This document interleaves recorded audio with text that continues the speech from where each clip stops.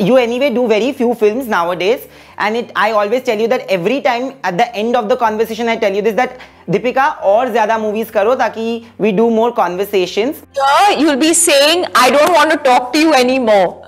No, I will never say that to you. Never ever.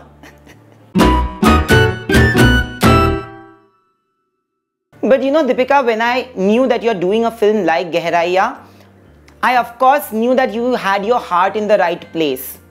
When we look at your filmography, there are commercial films which you know, regardless of how they are, it will get in a certain number. And then there are films like Piku, like a Tamasha, like a Cocktail, and now Gehraiyaan, Chapak, which may not be as commercially placed, but they have their heart in the right place. How do you balance the both? Exactly that. It is about balance. And, you know, I think that India as a country has all kinds of, you know, an audience for all kinds of movies. Yeah. And I love when, say, a story like Pathan is narrated to me. There is a part of me, the actor in me, that loves those kind of movies. I've started with a film like Om Shanti Om, that was a commercial sort of, you know, as commercial as it can get. I've done a film like Chennai Express. It doesn't get more commercial than that. And that is also very much a part of me. And then I do films like you said, like a Ye Jawani or a Tamasha or a Piku or Gehraiyaan now, which are again also very much a part of me, you know. So, and these are facets of my personality. And I think somewhere when these narrations are given to me and when I hear these stories, I'm able to kind of relate to a Chennai Express, but I'm at the same time able to relate to a Piku, and I'm able to relate to a Gehraiyaan as well. And I've always, even as an audience, I love films that are as close to reality, layered characters, real vulnerable, you know, characters and performances. Like even if I'm, you know, I was saying this, even if I'm sitting at home and I have the option of, you know, choosing what movie to watch, I will invariably choose a movie like a Gehraiyaan, you know, which is real, raw, relatable, and it kind of gives you that sort of feeling by the end of it, you know. Those are just the kind of films I enjoy doing.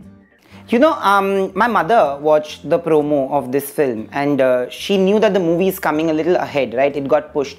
So she called me and she knew the date. And of course, I didn't know that she had it in her head that, okay, this movie is releasing and I have to watch it. And because of lockdown and everything, she's got this thing that, okay, jis din release hogi, us din dekhenge. And she keeps asking me, have you got the screeners? Send it to me also, I'll watch it.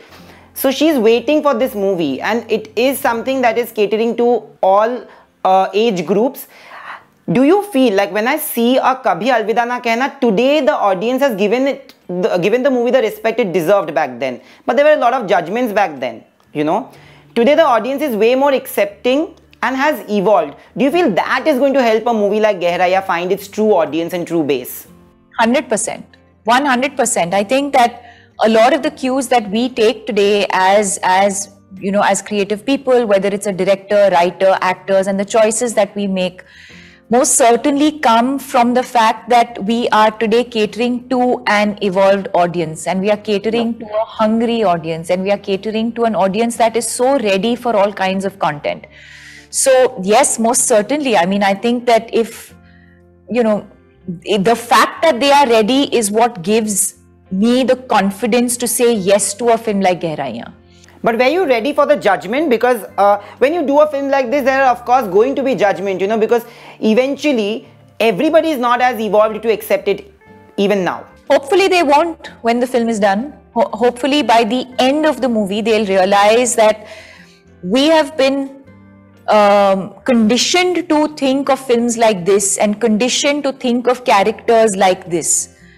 But what if we step outside of that for a second and are actually shown characters that are actually slightly different from the way we've been conditioned to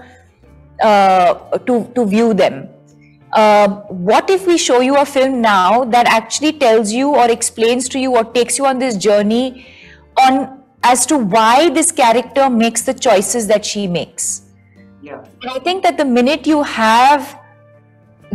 entered the mind of a character and understood the motive behind the choices based on the circumstances they are in, and therefore the choices that they make, and a result of that, the consequences, automatically the hope is that you become less judgmental and more empathetic towards these characters.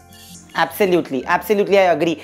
Because I think it humanizes, the movie humanizes the grey side of everybody. We all have a grey side, you know, whether we like it or not. We might not show it out to the outer world, but we do have that, right? It humanizes that side. Yeah, absolutely. And I think that we've been conditioned to live our lives in society as very black and white.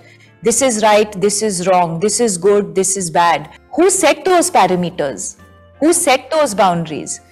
And again, it's not to say that, it's not to say that certain choices that these characters make could be questionable based on your upbringing or based on my upbringing or based on the exposure that we have had. We might think that, but hopefully by the end of the film, we might judge it less and say, yeah, okay, sure, I as Nandeep or I as Deepika would not have made these choices, but I still understand why Alisha made these choices. Yeah. And be less judgmental about the choices, and then obviously the consequences of those choices. May you keep being the voice of many voiceless people or people who have voices but can't raise it enough. May you continue to inspire millions of men and women in the right way that you always do. May you keep smiling all the time, and may you keep irritating me during our pictures, because that's what I love the most about you. It makes you real. Bringing a smile on our faces every time we watch your interviews. Thank you so much, Deepika. I love you. Bye. Bye.